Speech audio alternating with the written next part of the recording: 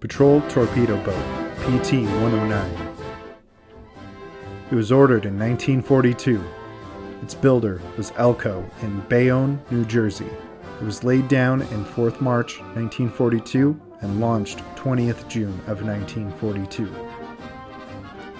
Completed 19th July 1942.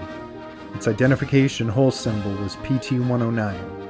Its fate was sunk by Japanese destroyer Amagiri 2 August 1943.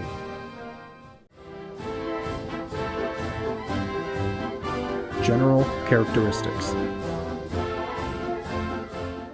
Displacement was 57 tons at a full load. Length was 80 feet overall. Beam was 20 feet 8 inches. Its draft was 3 feet 6 inches. Installed power was 4,500 horsepower or 3,400 kilowatts power. Propulsion was 3 12-cylinder Packard W-14 M2500 gasoline engines with 3 shafts. Its speed was 41 knots or 47 miles an hour maximum. This was achieved during sea trials. Its endurance was 12 hours or 6 hours at top speed. Complement was 3 officers with 14 enlisted men. Its armament was 4 21-inch torpedo tubes, Mark 8, 1 20mm cannon aft, 2 twin 50-inch Browning M2 machine guns, 2 depth charges, 1 37mm cannon mounted forward as a field modification. Its armor, the deckhouse was protected against rifle-caliber projectiles and splinters, and some crews fitted armor plating to the refrigerators.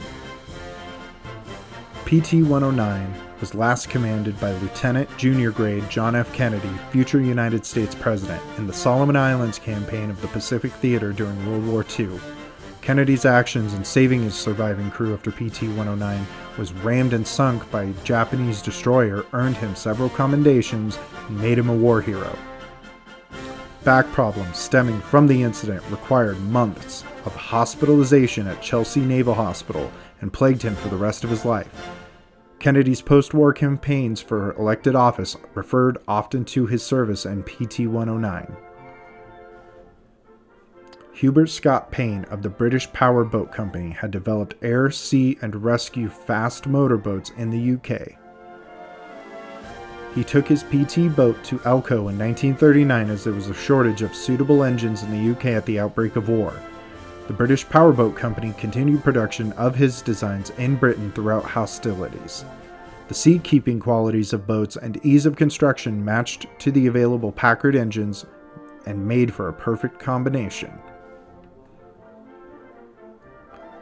The 7th motorboat of the Pt-103 class, her keel was laid down and launched to be fitted out in the New York Naval Shipyard in Brooklyn. Fully loaded, she displaced 56 tons. The 80-foot Elko motorboats were the largest PT boats operated by the U.S. Navy during World War II. They had strong wooden hulls constructed of 2 layers of 1-inch, 2.5-centimeter mahogany planking, excellent for speed and reasonably adequate for seakeeping, but provided limited protection in combat. Seeking to augment the boat's firepower given the inaccuracy and unreliability of its torpedoes, the day before her final mission, Kennedy had the Pt-109's crew lash a U.S. Army 37mm anti-tank gun he had bartered for to the foredeck, replacing a small 2-man life raft.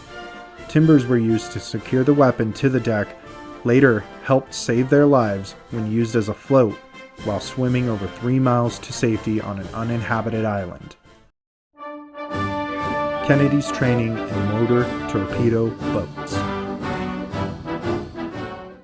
Despite having a chronically bad back and history of other illnesses, including abdominal pain and scarlet fever as an infant, John F. Kennedy used his father Joseph P. Kennedy's influence to get into the war. In 1940, the U.S. Army's Officer Candidate School had rejected him as 4F for his bad back, ulcers, and asthma. Kennedy's father persuaded his old friend Captain Alec Goodrich Kirk, USN, head of the Office of Naval Intelligence, to let a private Boston doctor certify his son's good health. Kennedy started out in October 1941 prior to Pearl Harbor as an ensign with a desk job for the Office of Naval Intelligence. He was reassigned to South Carolina in January 1942 because of his affair with Danish journalist Inga Arvad. On 27 July 1942, Kennedy entered the Naval Reserve Officers Training School in Chicago. After completing his training, Kennedy voluntarily entered the Motor Torpedo Boat Squadron's Training Center in Melville, Rhode Island, where he was promoted to Lieutenant, Junior Grade, or LTJG. In September 1942, Joseph Kennedy had secured PT Lieutenant Commander John Buckley's help in placing his son in the PT boat service and enrolling them in their training school, after meeting the man in a New York Plaza suite near his office at Rockefeller Plaza. Nevertheless, he would have not recommended John Kennedy for PT boat training if he did not believe he was qualified to be a captain. In an interview with Kennedy, he was impressed with his appearance, communication skills, grades at Harvard, and awards received in small boat competitions, particularly while a member of Harvard's sailing team. Exaggerated claims by Buckley about the effectiveness of the PTs in combat against larger craft allowed him to recruit top talent, raise war bonds, and cause overconfidence among squadron commanders who continued to pit PTs against larger craft. But many in the Navy knew the truth. His claims that PT had sunk a Japanese cruiser, troop ship, and a plane tender in the Philippines were false. Kennedy completed his PT training in Rhode Island on 2nd December with very high marks and was asked to stay for a brief period as an instructor. He was then ordered to the training squadron, Motor Torpedo Squadron 4, to take over the command of Pt-109, a 78-foot Huckins PT boat. In 1943, Pt-101 to Motor Torpedo Boat Squadron 14, or RON-14, which was assigned to patrol the Panama Canal. Kennedy detached in 1943 February while the squadron was still in Jacksonville, Florida, preparing for transfer to the Panama Canal Zone. Still desperately seeking a combat assignment, and of his own volition, Lieutenant Kennedy then contacted family friend and crony, Massachusetts Senator David I. Walsh, chairman of the Naval Affairs Committee, who diverted his assignment to Panama and had him sent to PT combat in the Solomon Islands, granting Kennedy's previous change of assignment request to be sent to the squadron in the South Pacific. His actions were against the wishes of his father, who had wanted a safer assignment. The Allies had been in the island-hopping campaign since Guadalcanal and the bloody battle in 1943. Kennedy transferred on 23 February 1943 as a replacement officer to Motor Torpedo Boat Squadron 2, which was based at Tulagi Island, immediately north of Guadalcanal in the Solomon Islands. Traveling to the Pacific on the large troop carrier Rochambeau, Kennedy witnessed a fear airstrike that killed the ship's captain and found Kennedy helping to hand shells to supply a large gun on board, giving him his first taste in battle. He arrived at Tulagi on 14th April and took command of Pt-109 on 23rd April. Although Pt-109 was less than a year old, it had seen heavy combat service since its arrival in the Pacific, and considerable repairs were required on the boat. Leading by example, Kennedy pitched in to help the crew get his vessel seaworthy. On 30th May, several PT boats of MTB Ron 2, including Pt-109, were ordered to the Russell Islands in preparation for the invasion of New Georgia. After the capture of Rendova Island, the PT boat operations were moved north to a crude bush berth there on 16th June. The base held potential for its residents to contract a host of unpleasant diseases like malaria, dengue, dysentery, and elephantiasis. The Navy men stationed there also contended with cockroaches, rats, foot diseases, ear fungus, mild malnutrition from monotonous and mostly canned goods. On his first desk assignment with the Navy after his return to the States, Kennedy suffered from the after effects of malaria, colitis, and chronic back pain, all caused or aggravated by his experience in combat or during his stay at the Rendova base. On 1st August, an attack by 18 Japanese bombers struck the base, wrecking Pt-117 and sinking Pt-164. 2 torpedoes were blown off Pt-164 and ran erratically around the bay until they ran ashore on the beach without exploding. crew on Pt-109's last mission. John F. Kennedy, Lieutenant Junior Grade, Commanding Officer. Leonard J. Tom, Ensign, Ohio State football athlete and excellent swimmer. XO. George H.R. Barney Ross, Ensign, on board as an observer after losing his own boat, attempted to operate the 37mm gun but suffered from night blindness. Raymond Albert, Zeman, Second Class, Gunner, killed in action by Japanese POW during a rescue mission on 8th October 1943. Charles A. Bucky Harris, Gunner's Mate, Third Class. William Johnston, Motor Machinist Mate, Second Class. Andrew Jackson Kirksky, Torpedo Man's Mate, Second Class, killed in collision. John E. McGuire, Radio Man, Second Class. Harold William Marney, Motor Machinist Mate, Second Class, killed in collision, manning turret closest to impact point. Edmund Edgar Maurer, Quartermaster, Cook, Third Class. Patrick H. Pappy McMahon, Motor Machinist Mate, First Class. Only man in engine room during collision, was badly burned but recovered from his wounds. Only member of the crew besides Kennedy mentioned by name in the song. Ray L. Starkey, Torpedo Man's Mate, Second Class. Gerard E. Zinser, Motor Machinist Mates, First Class. Erroneously called Gerald in many publications, Zinser remained in the Navy for a career following the end of World War II, eventually retiring as a Chief Petty Officer. The last living survivor of Pt-109, he died in Florida in 2001. Battle of Blackett Strait. At the end of 1943, intelligence reports received and decoded by naval authorities at Kennedy's PT base at Rendova Island indicating that 5 enemy destroyers were scheduled to run the night of 1st to 2nd August. The destroyers would cruise from the Solomons Bougainville Island through Blackett Strait to supply provisions and bring troops to the Japanese garrison on Villa Plantation, on Columbangara Island's southern tip.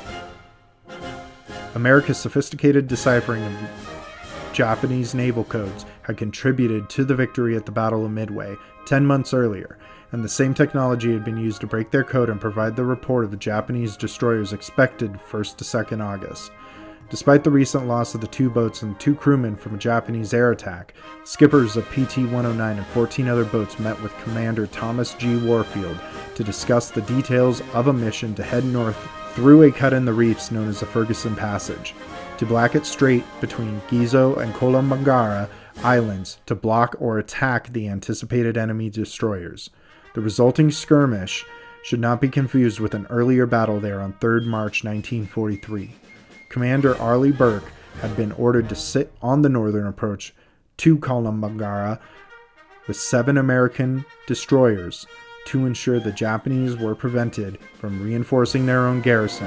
Though he was not on station till 12:30 a.m., all 4 destroyers would evade his grasp, as they arrived 1 hour early before Burke had reached his post. The resulting battle would become the largest use of PT boats in the war, and the results would not be promising for the future use of PTs against Japanese destroyers. On 1st August, 15 PT boats, Pt-109 among them, motored from the PT base at Rendova around 6:30 p.m. on strict but cursory orders from Rendova's top brass, Commander Thomas Warfield. The combined task force was divided into 4 divisions of roughly 4 PTs each. 109's B Division also included 162, 159, and 157, and were stationed the farthest north of the PT divisions, nearly midway up to the island's western coast around 6 miles or 9.7 kilometers to the west. The B Division left Rendova first, leading the pack as their station was farthest from the Rendova base to Columbangara. Most of the divisions reached their station by 8:30 p.m. The 15 PTs carried 4 torpedo tubes each for a total of 60 Mark 8 torpedoes, and roughly half of these were fired at the 4 advancing Japanese destroyers protected by Japanese float planes. The Navy's official report of the incident listed 5 to 6 torpedo explosions reaching the destroyer target, but none, in fact, were actual torpedo hits. Of the 24 torpedoes fired by PT boats from 8 PTs, not a single hit was scored against the advancing destroyers. Though each division of PTs was assigned a location likely to intercept the destroyers, several of those without radar cruised about aimlessly in the fog and darkness, unable to locate the enemy ships. Separation of Pt-109 from her division. Pt-159, leader of Kennedy's division and originally stationed near Kennedy, first saw radar blips indicating the southbound destroyers just arriving on the scene, and fired his torpedoes from about 1 mile away. As he advanced, he did not radio Pt-109 to follow, leaving Kennedy and his crew behind in the darkness. No signal of the destroyer's presence was ever radioed or received by Pt-109 or the other boat in the division. No signal of the destroyer's presence was ever radioed or received by Pt-109 or the other boat in the division, and the skippers of 159 and 157 headed blindly west to Gizo Island and away from the destroyers and Pt-109. Later in the night, Pt-109 and 2 accompanying PTs became the last to sight the Japanese destroyers returning on their northern route to Rabaul, New Britain, New Guinea. After they had completed dropping their supplies and troops at 1:45 a.m., the official Navy account of the incident listed radio communications as good, but PT commanders were also told to maintain radio silence until informed of enemy sightings, causing many commanders to turn off their radios or not closely monitor their radio traffic, including Kennedy. Collision with Amagiri, 2nd August. By 2 a.m. on 2nd August 1943, as the battle neared its end, 109, 162, and 169 were ordered to continue patrolling the area on orders previously radioed from Commander Warfield. The night was cloudy and moonless, and fog had set amidst the remaining PTs. Kennedy's boat was idling on one engine to avoid the detection of her phosphorescent wake by Japanese aircraft when the crew realized that they were in the path of Japanese destroyer Amagiri, which was heading north to Rabaul from Villa Plantation, Kolambangara, after offloading supplies and 902 soldiers. Contemporary accounts of the incident, particularly the work of Mark Doyle, do not often find Kennedy at fault for the collision. The lack of speed and maneuverability caused by the idling engines of Pt-109 put the ship at risk from passing destroyers, but Kennedy had not been warned by radio of destroyers in the area. Kennedy believed the firing he had heard was from shore batteries on Kolambangara, not destroyers, and that he would best avoid detection by enemy seaplanes by idling his engines and reducing his wake. Kennedy said he attempted to turn Pt-109 to fire a torpedo and have Ensign George Barney Ross fire their newly installed 37mm anti-tank gun from the bow at the oncoming northbound destroyer Amagiri. Ross lifted a shell but did not have time to load it into the closed breech of the weapon that Kennedy hoped might deter the oncoming vessel. Amagiri was traveling at a relatively high speed of between 23 and 40 knots, or 43 and 74 kilometers an hour, or 26 and 46 miles an hour, in order to reach harbor by dawn, when Allied air patrols were likely to appear. Kennedy and his crew had less than 10 seconds to get engines up to speed and evade the oncoming destroyer, which was advancing without running lights, but the PT boat was run down and severed between Kolambangara and Gizo Island. Pt-109 was struck on her starboard side at a 20-degree angle, shearing off a piece of the boat. Conflicting statements have been made as to whether the destroyer captain had spotted and steered towards the boat with the intention of ramming her, or tried to avoid her at the last minute. Most contemporary authors write that Amagiri's captain, Lieutenant Commander Kohi Hanami, intentionally steered to collide with 109. Hanami later admitted himself and also stated that 109 was traveling at a steady pace in their direction. When 109 was cut in two at around 2:27, a fireball of exploding aviation fuel 100 foot high caused the sea surrounding the ship to flame. Seaman Andrew Jackson Kirksey and Harold William Marney were killed instantly, and 2 other members of the crew were badly injured and burned when they were thrown into the flaming sea surrounding the boat. For such a catastrophic collision, explosion, and fire, there were a few men lost compared to the losses on other PT boats hit by shell fire. 109 was gravely damaged, with watertight compartments keeping only the forward hull afloat in the sea of flame. 169, closest to Kennedy's craft, launched 2 torpedoes that missed the destroyer, and 162's torpedoes failed to fire at all. Both boats then turned away from the scene of the action and returned to base without checking for survivors of Pt-109.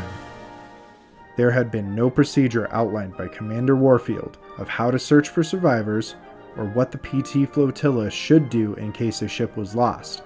In the words of Captain Robert Bulkeley, naval historian, this was perhaps the most confused and least effectively executed action the PTs had been in. 8 PTs fired 30 torpedoes. The only confirmed results were the loss of Pt-109 and damage to the Japanese destroyer Amagiri from the striking of Pt-109. Survival: swim to Plum Pudding Island, 2nd August. Kennedy was able to rescue Patrick McMahon, the crew member with the most severe wounds, which included burns that covered 70% of his body, and brought him to the floating bow. Kennedy also rescued Starkey and Harris, bringing them both to the bow. On instructions from Kennedy, the 11 survivors thrown from Pt-109 regrouped, and then, hoping for rescue, clung to 109's bow section for 12 hours as it drifted slowly south. By about 1 p.m. on 2nd August, it was apparent that the hull was taking on water and would soon sink, so the men decided to swim for land, departing at about 1:30 p.m. As there were Japanese camps on all the nearby large islands, including Kolombangara, the closest, they chose the tiny deserted island of Plum Pudding, southwest of where the bow section had drifted. They placed their lantern, chutes, and non-swimmers on one of the timbers that had been used as a gun mount and began kicking together to propel it. Kennedy, who had been on the Harvard University swim team, used a life jacket strap clenched between his teeth to tow McMahon. It took 4 hours to swim to the island, 3.5 miles away, which they reached without encountering any sharks or crocodiles. Additional swims of 2nd, 4th, and 5th August.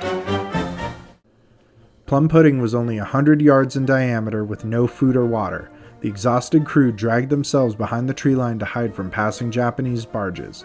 The night of 2nd August, Kennedy swam 2 miles to Ferguson Package to attempt to hail a passing American PT boat. On 4th August, he and Lenny Tom assisted his injured and hungry crew on a demanding swim 3.75 miles south to Olasana Island, which was visible to all from Plum Pudding Island. They swam against a strong current, and once again, Kennedy towed McMahon by his life vest. They were pleased to discover Olasana had ripe coconuts, though there was still no fresh water. On the following day, 5th August, Kennedy and George Ross swam for about 1 hour to Nauru Island, visible at an additional distance of about 0.5 miles southeast, in search of help and food, and because it was closer to Ferguson Passage, where Kennedy might see or swim to a passing PT boat on patrol. Kennedy and Ross found a small canoe, packages of crackers and candy, and a 50-gallon drum of drinkable water left by the Japanese, which Kennedy paddled back to Olasana in the acquired canoe to provide his crew.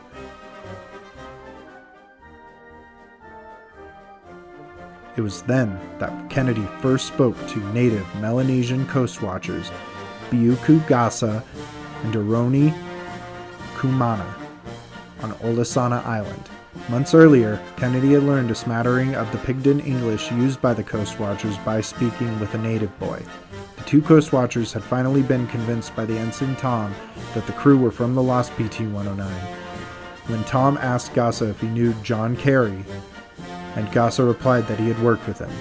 Realizing they were with Americans, the coast watchers brought a few yams, vegetables, and cigarettes from their dugout canoe and vowed to help the starving crew, but it would take 2 more days for a full rescue.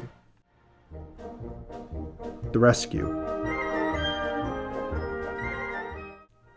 The rescue of Pt-109 was a long process, largely achieved by the work of the native Solomon Island scouts who first located Kennedy and his crew. The scouts were sent by Sub-Lieutenant Reg Evans, an Australian coast watcher who had seen 109 explode from a secret observation site. Aftermath. Gasa and Kumana in later life. Both Solomon Islanders, Biyuku Gasa and Aroni Kumana, were alive when visited by National Geographic in 2002. They were each presented with a bust and a letter from the Kennedy family. Kennedy invited both Gasa and Kumana to his inauguration, but the island authorities gave their trip to local officials instead. Kumana and Gasa made it to the airport in Honiara, but were turned back by Solomon Island officials on the ground that their appearance and pidgin English would be an embarrassment. Gasa and Kumana gained recognition especially after being mentioned and praised by National Geographic and the publication of William Doyle's book on Pt-109. Gasa died in late August 2005, his passing noted only in a single blog post by a relative. In 2007, the commanding officer of the USS Peleliu, Captain Ed Rhodes, presented Kumana with gifts, including an American flag for his actions more than 60 years earlier. In 2008, Mark Roche visited Kumana and discussed Pt-109's incident. Kumana had been a scout for the Coast Watchers throughout the war, and besides rescuing the crew of the Pt-109, he had rescued 2 downed American pilots who had parachuted into the sea. Kumana also noted that Kennedy visited him several times while still stationed at Rendova and always brought trinkets to swap. Kumana lived atop a cliff on his native island with his extended family. His most prized possession was his bust of President Kennedy, later given to him by the Kennedy family. Kumana gave Roche a valuable family heirloom, a large piece of custom money to place on the president's grave. Among other uses, custom money was used to pay tribute to a chief, especially by placing it on the chief's grave. In November 2008, he placed this tribute on the president's grave in a private ceremony. The artifact was taken to the Kennedy Library and placed on display beside the coconut with the rescue message. Kumana died on 2nd August 2014, exactly 71 years later, after Pt-109's collision with the Amagiri. He was 93. Search for the remains of Pt-109.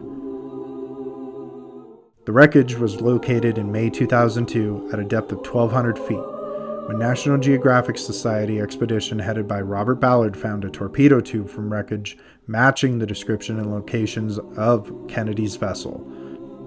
The boat was identified by the U.S. Marines Forensics Panel. The stern section was not found, but a search using remote vehicles found the forward section, which had drifted south of the collision site. Much of the half-buried wreckage and gravesite was left undisturbed in accordance with Navy policy. Max Kennedy, John F. Kennedy's nephew, who joined Ballard on the expedition, presented a bust of JFK to the islanders who had found Kennedy and his crew. Pt-109 in popular culture. President Kennedy presented Pt-109 tie clasps to key supporters in his 1960 campaign, as well as to his close friends and staff members. Replicas of the tie clasps are still sold to the public by the John F. Kennedy Presidential Library and Museum in Boston, Massachusetts. An original flag from 109 is now kept in the JFK Library and Museum. The story of 109's sinking was featured in several books and a 1963 movie, Pt-109, starring Cliff Robertson. Kennedy's father, Joe Kennedy Sr., had a role in production, financing, casting, and writing, as there were only a few 80-foot Elko Pt-103 class hulls in existence by that time, none in operable condition or resembling their World War II appearance. United States Air Force crash rescue boats were modified to resemble Pt-109 and other Elko PTs in the movie. Instead of the dark green paint used by PT boats in the Western Pacific Theater during World War II, the film versions were painted the same gray color as contemporary U.S. naval boats of the 1960s. A song titled Pt-109 by Jimmy Dean reached number 8 on the pop music and number 3 on the country music charts in 1962, making it one of his most successful recordings. Aroni Kumana named his son John F. Kennedy. Plum Pudding Island was later renamed to Kennedy Island. A controversy arose when the government sold the land to a private investor who charged admission to tourists. Pt-109 was also the subject of toy, plastic, and radio control model ships in the 1960s, familiar to boys who grew up as baby boomers.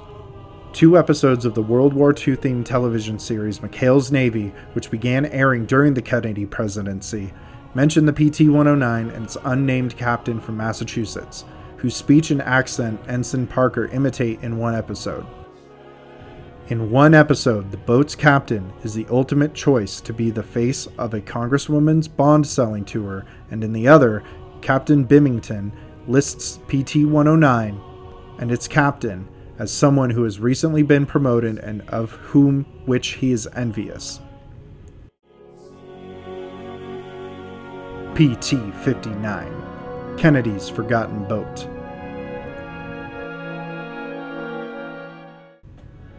It was laid down 26 July 1941, launched 8 October 1941, completed March 5, 1942. Its fate was sold 1947 and sunk in 1976. Remains raised and on display at Battleship Cove. It was a 77-foot Elco PT boat.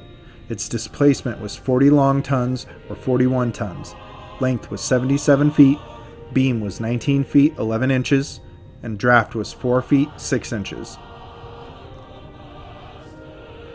Its propulsion was 3 1,500 ship horsepower Packard V12 M2500 gasoline engines with 3 shafts, producing 1,119 kilowatts of power.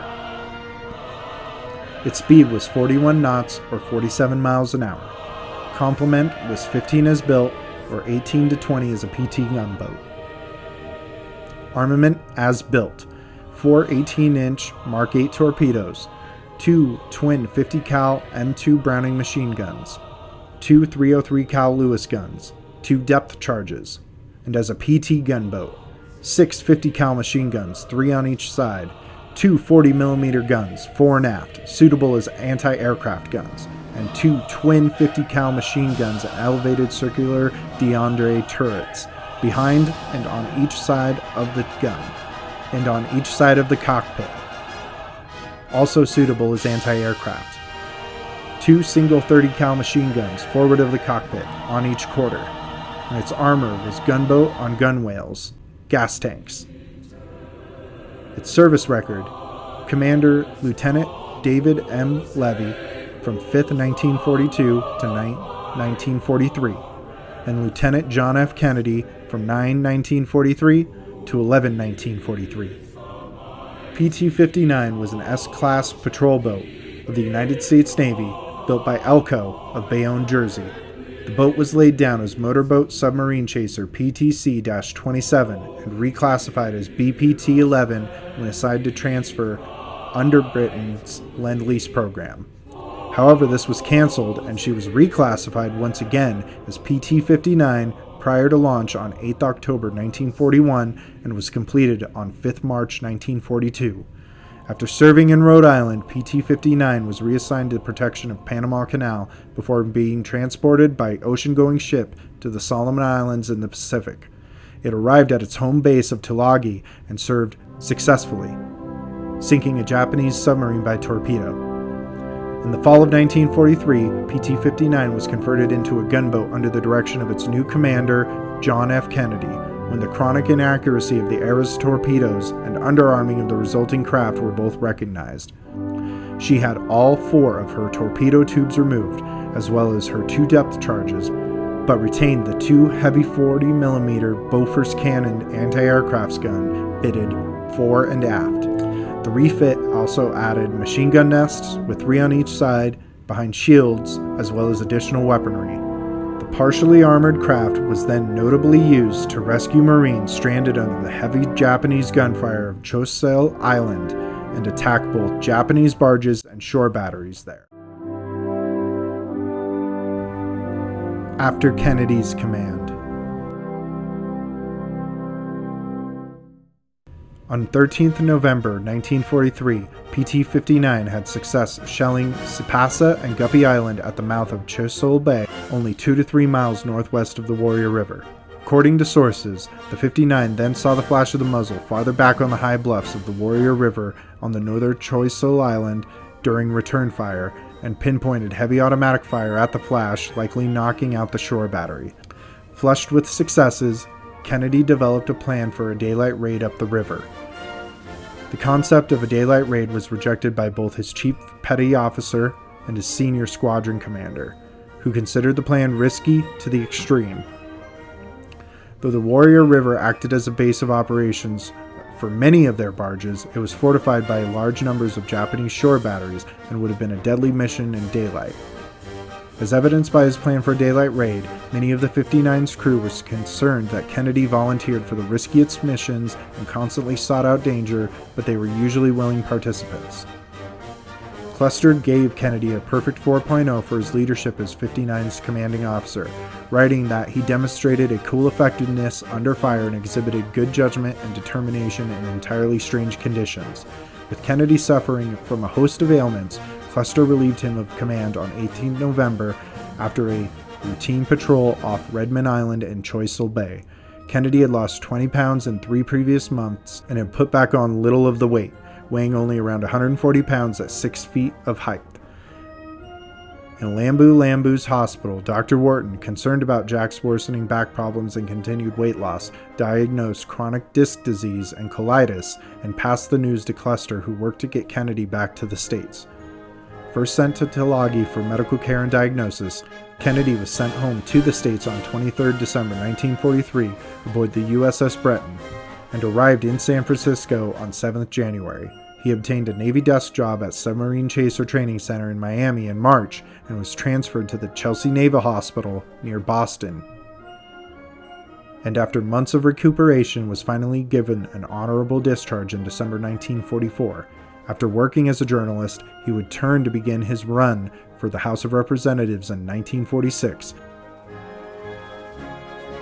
using his wartime experience as a major feature of his candidacy. Pt-59 remained in the Solomons until August 1944, when she and 5 other 77-foot Elko PT boats, including Pt-36 and Pt-47, were transported back to the MTB Squadron Training Center at Melville, Rhode Island. It is safe to assume repairs were performed on the boat by the MTB Base Repair Training Unit. 59 was redesignated as a small boat and renumbered Charlie 102583 on 14 October 1944, and along with XPT-47 used briefly as a crash rescue boat at NAS Norfolk, before being transferred to the Philadelphia Navy Yard on 15 December 1944 to serve as a test subject for dehydration tests. Surveyed on 21 March 1947, she was then stricken and sold. Fate.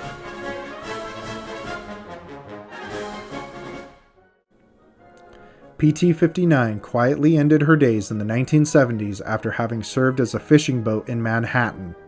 Because 59 was thought to be the former Pt-95, a 78-foot Huckins PT boat of a very different design, no efforts were made to save or salvage her. The actual Pt-95 had been scrapped in Newport, Rhode Island, after her services were no longer needed in September 1945. When the actual identity of the fishing boat was discovered, James Boat Newberry, founder of PT Boats Incorporated, attempted to obtain her. However, her ownership was tangled up in New York City probate court. After an unexpected fire, the boat sank in its moorings beside the 207th Street Bridge over the Harlem River around 1976. The hull sat for many years at the bottom of the river and slowly rotted away.